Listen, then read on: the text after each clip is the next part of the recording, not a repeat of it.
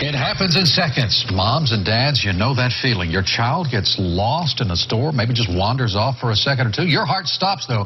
Panic sets in, and you think the worst.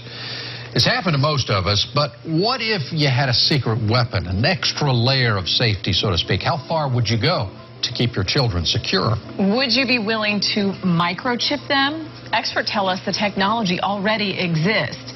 Turns out one Bay Area mother is all for it, and she shared her story with our Melanie Michael. Chances are if you have a four-legged family member at home, it's already microchipped. And if the technology exists to save Fido in an emergency, what about microchipping your child? I want my son back! We've seen it in movies. This is my daughter!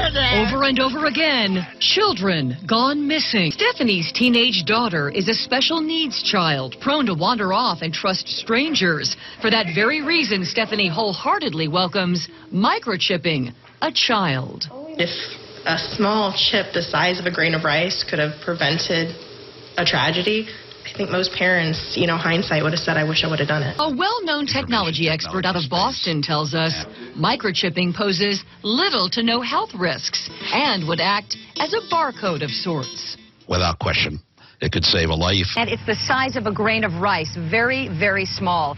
And the expert that we spoke with actually tells us that barcodes were introduced in the late 1960s, and back then people thought, this is way too invasive and too weird, and now barcodes are so commonplace that we don't even think about them anymore. The expert tells us this will happen sooner rather than later. But, have companies actually tried this? That's a different scenario.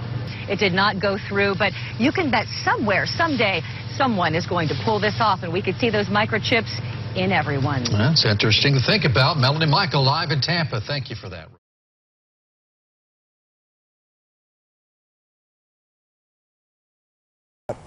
If you own a business in New York City, you could now face a fine for not using the correct gender pronoun when talking to transgender customers or workers. And these pronouns that we're talking about are very strange. I've never heard of them before. Well, listen, if you go to, say, your boss or your landlord and you say, listen, I'd like to be referred to, refer to me as a woman, and the boss or landlord repeatedly does not do that, almost on purpose, that person could be in trouble. Yeah, Greg and Rosanna, good morning to both of you. These guidelines seem to be the first of their kind in the country, and they come from the New York City Commission on Human Rights to protect the transgender community. There are about 75,000 transgender people living in New York City. So according to these guidelines, business owners and landlords in New York City can face fines of up to $250,000 if they intentionally or repeatedly refuse to address a transgender person with that person's preferred gender pronouns. Transgender Canadians say it's legislation that is well overdue. Consider how much things have changed in the last few decades. This is a message to all Canadians that we live in a time where discrimination in any form is completely unacceptable. To the index of other news tonight, an historic first for the Pentagon. The Senate confirming Eric Fanning as the new Secretary of the Army, making him the first openly gay leader of a branch of the U.S. military. Take your clothes back. I'm not going to try anything on here anyway. Off the top at 6, a Mesquite woman outraged when she says a business allowed a man in the women's dressing room. Lisa Stickles told me she shops at this Ross a few times a week, but never again. Take your clothes back. I'm not going to try anything on here anyway. Lisa said Monday she heard a man in the women's dressing room and told a manager who went to check it out. He came right back out and called me to the side and told me that he was representing himself as a woman today. Lisa said she complained, stayed in the store, and called corporate long enough to see the man walk out. And he was in no way dressed as a woman. He had on jeans, a T-shirt, 5 o'clock shadow, very deep voice. He was a man. Ross didn't comment specifically on the incident, but told me they don't discriminate against the transgender community. A District 51 high school is backtracking on a plan to ban flags from the school's premises after students questioned the school's patriotism. The school's principal says the ban was for the students' protection. Good evening. Thank you for making KKCO 11 News at 10 number 1.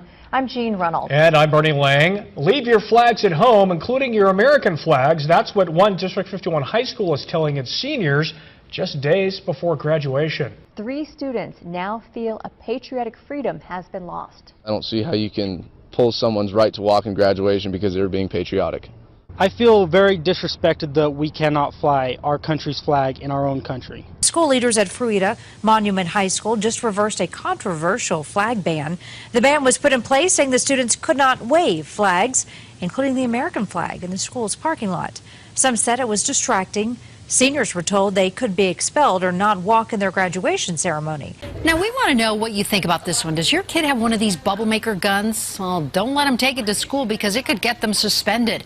It happened to a 5-year-old in Brighton, and tonight Denver 7's Jacqueline Allen has the fallout as the district defends a decision critics say defies common sense. This is that weapon that got the 5-year-old girl suspended, or one that looks just like it, a gun that shoots not bullets, but bubbles. It's a phone call that certainly burst this Brighton mother's bubble Monday morning. Really, I'm in shock, and it is kind of funny that they would take it that far. Zero tolerance policies often mean zero common sense. ACLU's executive director says these out-of-proportion punishments have become a national embarrassment. Suspensions for pastry guns, Hello Kitty guns, even a finger pointed like a gun.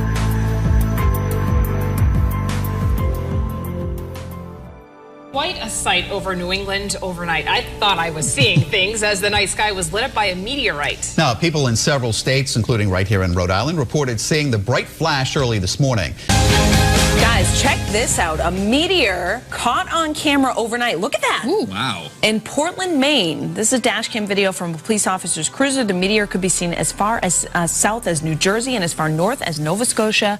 Saw some reports on Twitter, people asking, what was that? Look at that. That's insane. Yeah, normally it's just like a little streak, but that was like... That's pretty big. So we jumped up and we looked out of our window, and there we saw this white fireball with a tail and like sparks coming off of it. Susan Decker and her husband in Littleton, New Hampshire saw it, and so did thousands of others around the Northeast. Some people say the meteorite sounded like a big jet flying low in the sky.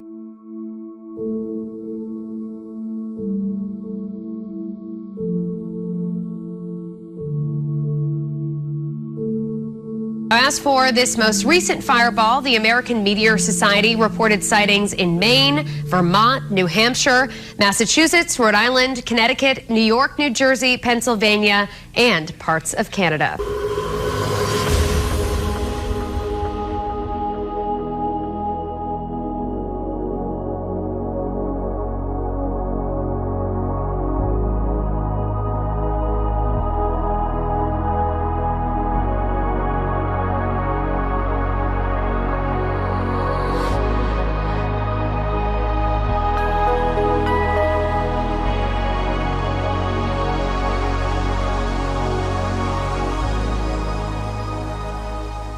A Northern California town is under attack tonight by a raging swarm of killer bees. Have you ever seen anything like this? No, I haven't. This is, a new situation that we're going to have to deal with. Welcome back. A California neighborhood is hoping a bee invasion is coming to an end. It's believed the bees are killer bees. They've already killed 2 dogs and stung dozens of people. No one's sure where these bees came from, but we know where they went. Into kitchen windows, people's faces. Got me right in the eye. And this mail carrier's hair. I don't know what to do. I'm just running around, screaming. They were super aggressive. They were literally like following us and going after us and banging on the window.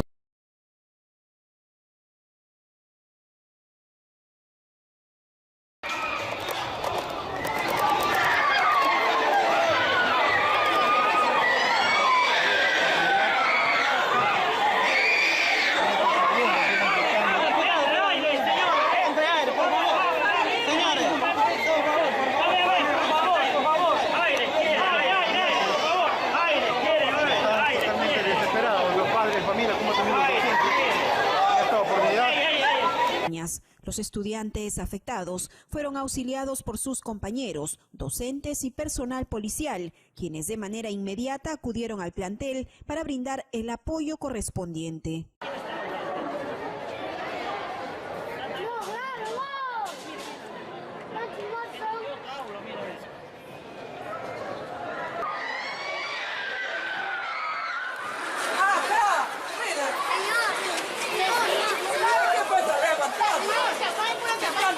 No levante.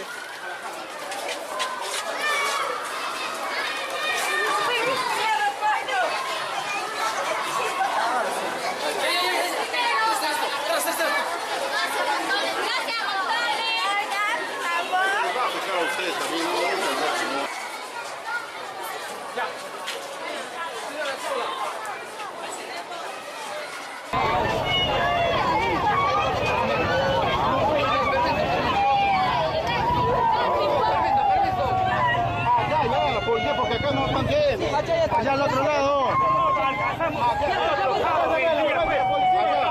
Two dolphins, a mother and a baby, have been found dead in Elizabeth Key. Tonight there's an investigation into what killed them. Tim, we don't know if the dolphins died of natural causes or if they were poisoned by something in the water. Today, dozens of people saw the carcasses floating in the river near the Elizabeth Key inlet. These 24 pilot whales have all died after they wandered into shallow waters in the Gulf of California.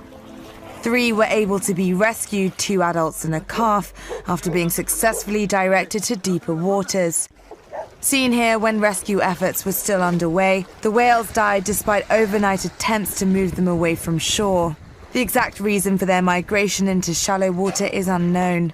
Also this morning, another major earthquake has jolted Ecuador just weeks after a quake in the same region caused this damage and killed hundreds of people. Today's quake was not as strong, but it did collapse some buildings and cause power outages. Japan has been hit by another earthquake, this time a 5.6 magnitude trembler in the north of the country. The latest quake comes a month after 2 strong earthquakes struck the country's Kumamoto prefecture.